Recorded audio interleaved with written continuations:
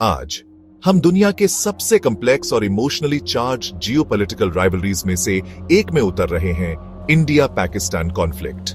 Historical roots से लेकर present day tensions तक और इंडो पैसिफिक रीजन में इसके रिपल इफेक्ट्स तक हम सब कुछ ब्रेक डाउन कर रहे हैं। अंत तक बने रहें, जहां हम एक्सप्लोर करेंगे कि दोनों देशों के लिए शांति का असल में क्या मतलब हो सकता है। चलिए शुरू करते हैं।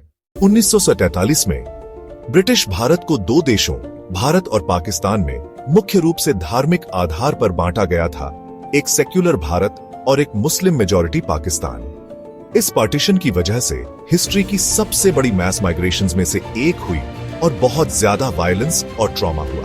लेकिन जो स्पार्क आज भी टेंशंस को हवा देती है वो है कश्मीर। पार्टीशन के समय प्रिंसली स्टेट्स को एक चॉइस दी गई थी, इंडिया में शामिल हो, पाकिस्तान में शामिल हो या इंडिपेंडेंट रहें। जम्मू एंड कश्मीर के महाराजा हरी सिंह शुरू में न्यूट्रल रहना चाहते थे, लेकिन जैसे ही पाकिस्तान से ट्राइबल इन्वेडर्स ने 1947 में इस रीजन में एंट्री की, उन्होंने हेल्प के लिए इंडिया की तरफ देखा। इंडिया मान गया, एक शर्त पर, कश्मीर को फॉर्मली इंडिया में शामिल होना होगा। इस तरह इंस्ट्रूमेंट ऑफ एक्सेशन साइन किया गया और इंडियन ट्रूप्स को कश्मीर डिफेंड करने के लिए एयरलिफ्ट किया गया। इसकी वजह से फर्स्ट इंडो-पैक वॉर हुई। 3 वॉर्स, काउंटलेस स्कर्मिशेस और एक लॉन्ग स्टैंडिंग बॉर्डर टेंशन, जिसे लाइन ऑफ कंट्रोल LOC कहते हैं, उसके बाद भी कश्मीर इश्यू अनरिजॉल्व्ड है। पाकिस्तान क्लेम करता है कि मुस्लिम मेजॉरिटी की वजह से कश्मीर उनका होना चाहिए था, जबकि इंडिया मेंटेन करता है कि लीगल एक्सेशन की वजह से ये नेशन का इंटीग्रल पार्ट है। इस दशकों पुराने कॉन्फ्लिक्ट की वजह से ये सब हुआ है। Cross border terrorism, cease fire violation, Kashmir valley में मिलिटेंसी, डिप्लोमेटिक ब्रेकडाउन्स। कश्मीर के अलावा ideological differences, water sharing issues और रीजनल इन्फ्लुएंस की लड़ाइयां रिलेशंस को और स्ट्रेन करती हैं। आप सोच रहे होंगे कि दो देशों के बीच जमीन का झगड़ा पूरे इंडो पैसिफिक रीजन को क्यों इफेक्ट करता है। वेल, ये रहा। Nuclear tension. इंडिया और पाकिस्तान दोनों न्यूक्लियर आर्म्ड हैं।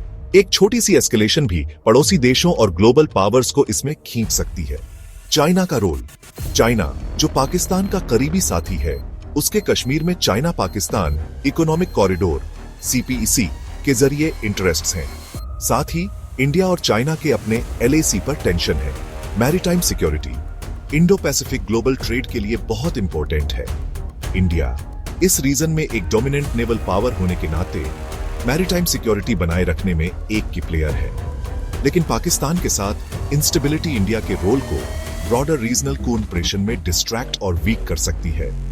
Global partnerships US, Japan, Australia और यूरोपियन नेशंस बारीकी से देख रहे हैं। साउथ एशिया में अनरेस्ट ट्रेड अलायंसेस और इंडो पैसिफिक के पूरे सिक्योरिटी आर्किटेक्चर को इफेक्ट कर सकता है।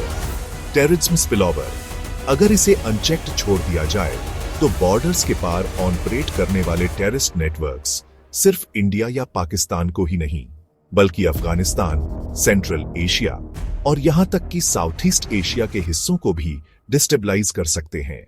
कांस्टेंट स्टेट ऑफ अलर्ट दोनों देशों के लिए डिफेंस स्पेंडिंग में बिलियंस खर्च करता है, वो पैसा जो इस्तेमाल हो सकता है education, health care, infrastructure, job creation के लिए। ये लोगों को डिवाइड भी करता है, नफरत फैलाता है और बॉर्डर के दोनों साइड डर पैदा करता है। इस बीच गरीबी, अनएम्प्लॉयमेंट और under development citizens, specially youth को इंपैक्ट करते रहते हैं। पीस सच में गेम चेंजर हो सकता है। ऐसे फ्यूचर की कल्पना करें जहां इंडिया और पाकिस्तान ट्रेड और टेक्नोलॉजी पर कोलैबोरेट करें, टूरिज्म और कल्चर के लिए बॉर्डर्स ओपन करें, क्लाइमेट चेंज और डिजास्टर मैनेजमेंट पर हाथ मिलाएं, वॉरफेयर के बजाय एजुकेशन और यूथ डेवलपमेंट पर फोकस करें। इसके बेनिफिट्स बहुत ज्यादा हैं। Economic growth, regional stability, better global standing, एक स्ट्रॉन्गर साउथ एशिया और सबसे इंपॉर्टेंट, लोगों के लिए एक बेटर लाइफ।